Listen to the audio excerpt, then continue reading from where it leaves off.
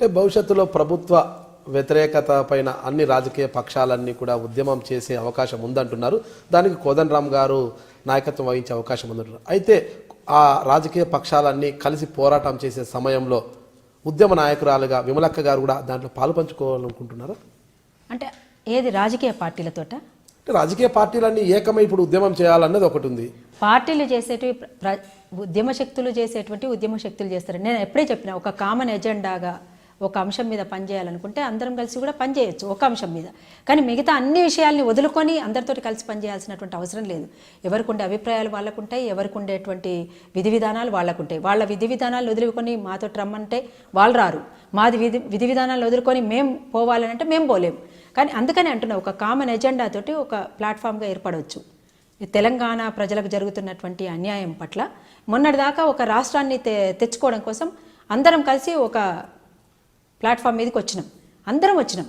అప్పుడు సరే కొన్ని విషయాలలో వ్యతిరేకించినప్పటికీ బీజేపీ కూడా ఒకానొక సందర్భంలో కొన్ని స్టేజీల మీద ఇప్పుడు మీరు ప్రోగ్రాం పెడతారు, మీరు అందరినీ పిలుస్తారు, మమ్మల్ని పిలుస్తారు, కాబట్టి అది మీకు సంబంధించినటువంటి విషయం. మేము వచ్చి మా వాయిస్ని ఇచ్చి మేము పోయినాం.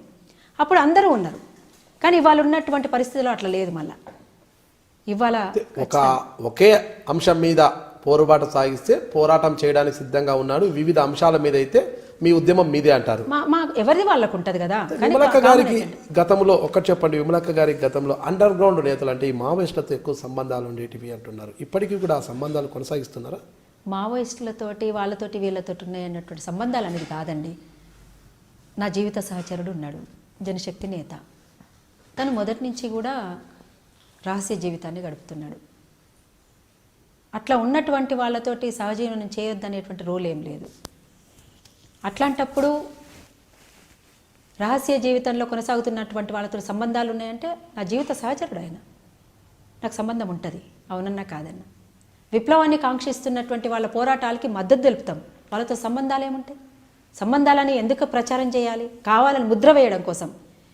ఇవాళ నేను మావోయిస్టుని కాదు, నేను జనశక్తి కూడా కాదు, నేను ఒక అరుణోదయ సాంస్కృతిక సమాఖ్య ప్రజా సంఘంలో పనిచేస్తున్నటువంటి ప్రజల మధ్య నా జీవిత సహచరుడు మాత్రం జనశక్తి నేత. ప్రజల మధ్య ఉంటూ ప్రజల సంక్షేమం కోసం అంటే కొన్ని విప్లవాలు అరుణోదయ సాంస్కృతిక విభాగంలో పనిచేస్తున్న మీరు అండర్ గ్రౌండ్ లో ఉంటున్న అమర్ గారితో ఎలా పరిచయం ఏర్పడింది? ఆయన ఎందుకు వివాహం చేసుకోవాలనుకున్నారు మీరు? నాకు పరిచయం అయ్యేటప్పటికీ అండర్ గ్రౌండ్లో లేడు, పీడిఎస్యూలో పనిచేస్తున్నాడు తను, విద్యార్థి సంఘంలో. నేను కూడా విద్యార్థి సంఘంలో పనిచేస్తున్నాను, అరుణోదయలో పనిచేస్తున్నాను. అట్లా పరిచయం ఏర్పడింది. పరిచయమా ప్రేమ? ఫస్ట్ పరిచయం ఏర్పడుతుంది కదండి, డైరెక్ట్ ప్రేమ ఎట్లా ఏర్పడుతుందండి మీరు అన్యాయం కాకపోతే? అదే పరిచయం ఏర్పడింది. పరిచయం తర్వాత ఒకరినొకరం జీవిత సహచరులం కావాలని అనుకున్నాము. అట్లా అనుకుని ఆర్గనైజేషన్ పెట్టుకుంటే ఆర్గనైజేషన్ డిసైడ్ చేసి మా తల్లిదండ్రులను కూడా మేము మా విషయం చెప్పి అట్లా మేమిద్దరం. నేను మీ విమలక్కను, అరుణోదయ సాంస్కృతిక సమాఖ్య. మీరు చూస్తున్నారు ఐ డ్రీమ్ న్యూస్.